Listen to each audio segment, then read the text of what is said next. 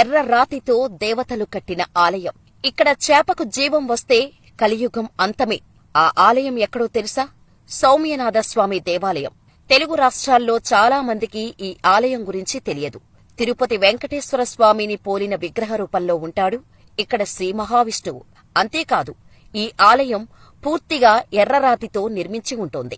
స్వయంగా దేవతలే ఈ ఆలయాన్ని నిర్మించారని, 11వ శతాబ్దం నుంచి ఈ ఆలయం ఉందని, ఈ ఆలయాన్ని అన్నమాచార్యులు కూడా దర్శించుకునేవారని, ఇక్కడ 108 ప్రదక్షిణలు చేస్తే సౌమ్యనాథస్వామి కరుణిస్తాడని నమ్మకం. అసలు ఈ గుడి ఎక్కడ ఉందో, ఆలయ చరిత్ర ఏంటో ఈ వీడియోలో మనం తెలుసుకుందాం. ఆంధ్రప్రదేశ్లోని అన్నమయ్య జిల్లా నందలూరు మండలంలో ఈ సౌమ్యనాథస్వామి దేవాలయం ఉంది. ఇక్కడ శ్రీ మహావిష్ణువు సౌమ్యనాథస్వామిగా అవతరించి కోరిన కోరికలు తీరుస్తూ ఈడేర్చే స్వామిగా పూజలు అందుకుంటున్నాడు. పురాణాల ప్రకారం ఓసారి నారద మహర్షి కోరిక మేరకు నారాయణుడు భూలోక వింతలు చూసేందుకు బయలుదేరుతాడు. అలా వచ్చిన నారాయణుడు ఈ ప్రాంతానికి చేరుకున్నప్పుడు ఇక్కడి వాతావరణాన్ని చూసి ముగ్ధుడవుతాడు.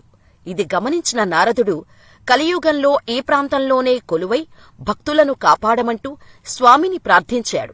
వెంటనే నారదుడి కోరికను మన్నించిన స్వామి ఒకప్పుడు నెలందలూరుగా పిలిచే ఈ ప్రాంతంలోని శిలారూపాల్లో కొలువవుతాడు. ఈ విషయం తెలిసిన దేవతలు ఇక్కడ చెయ్యేరు నది ఒడ్డున ఆలయాన్ని నిర్మిస్తారు.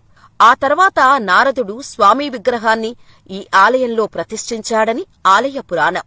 అయితే క్రమంగా ఈ ఆలయం శిథిలమైపోయింది.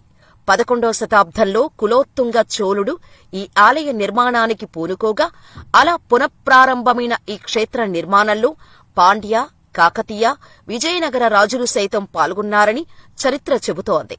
ఇక్కడి గర్భగుడిలోని స్వామి విగ్రహం 7 అడుగుల ఎత్తుతో తిరుపతి వెంకటేశ్వర స్వామిని పోలినట్టుగా ఉంటుంది. గర్భగుడికి ఆలయ ప్రధాన ద్వారానికి మధ్య 120 గజాల దూరం ఉన్నా ద్వారం నుంచి మూలవిరాట్టు రూపం చాలా స్పష్టంగా కనిపిస్తుందని అంటారు. అదేవిధంగా కొన్ని ప్రత్యేకమైన సందర్భాల్లో స్వామి పాదాలపైన సూర్యకిరణాలు కూడా పడటమూ ఇక్కడ చూడొచ్చు. ఆలయానికి వచ్చిన భక్తులు మనసులో ఏదైనా అనుకుని స్వామిని ధ్యానిస్తూ 9 సార్లు మందిరం చుట్టూ ప్రదక్షిణలు చేస్తే ఆ కోరిక చాలా తక్కువ సమయంలో నెరవేరుతుందని, ఆ తర్వాత భక్తులు 108 ప్రదక్షిణలు చేసి తమ మొక్కులు చెల్లించుకుంటారని చెబుతారు ఆలయ పూజారులు. తాళ్లపాకకు 5 కిలోమీటర్ల దూరంలో ఉండే ఈ ఆలయాన్ని ఒకప్పుడు అన్నమాచార్యులు రోజూ దర్శించుకునేవారని, స్వామిపైన 16 కీర్తనలు కూడా రాశారని అంటారు. ఇలా శతాబ్దాలుగా ఈ ఆలయం విష్ణుభక్తులకు అతి ముఖ్యమైన ప్రదేశంగా ఉంది. ఈ సౌమ్యనాథస్వామి ఆలయ నిర్మాణమే ఒక అద్భుతం.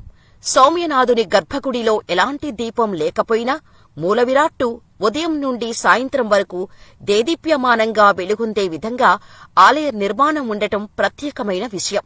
ఈ ఆలయంలో కొన్ని శాసనాలపై సూర్యచంద్ర చిహ్నాలు ఉన్నాయి. ఆలయ గోడలు మత్స్య, సింహం వంటి నారాయణుడి అవతార చిహ్నాలతో అద్భుతంగా ఉంటాయి. అంతేకాదు, ఆలయంలోని అంతర్భాగంపై ఉన్న చేపకు కలియుగం అంతానికి సంబంధం కూడా ఉందని అంటారు. సౌమ్యనాథస్వామి ఆలయంలోని అంతర్భాగంలో పైన ఒక రాతిపై చేప ఆకారాన్ని శిల్పంగా చెక్కారు. అక్కడ మత్స్య ఆకారాన్ని చెక్కడానికి పెద్ద చరిత్ర ఉంది.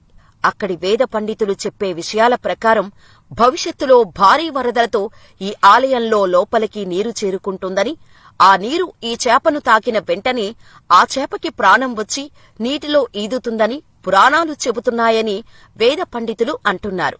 అలా కలియుగం అంతం అవుతుందని స్థల పురాణం ఉంది. ఏదేమైనా నారాయణుడు సౌమ్యనాథస్వామిగా అవతరించి చిరుమందహాసంతో, అభయహస్తంతో దర్శనమిస్తూ కోరిన కోరికలు ఈడేర్చే స్వామిగా పూజలు అందుకుంటున్నాడు ఈ క్షేత్రంలో. ఈ విశాలమైన ఆలయ ప్రాంగణంలో 4 రాజగోపురాల మధ్య ఉన్న ఈ ఆలయాన్ని 10 ఎకరాల విస్తీర్ణంలో పూర్తిగా ఎర్రరాతిని ఉపయోగించి నిర్మించారు.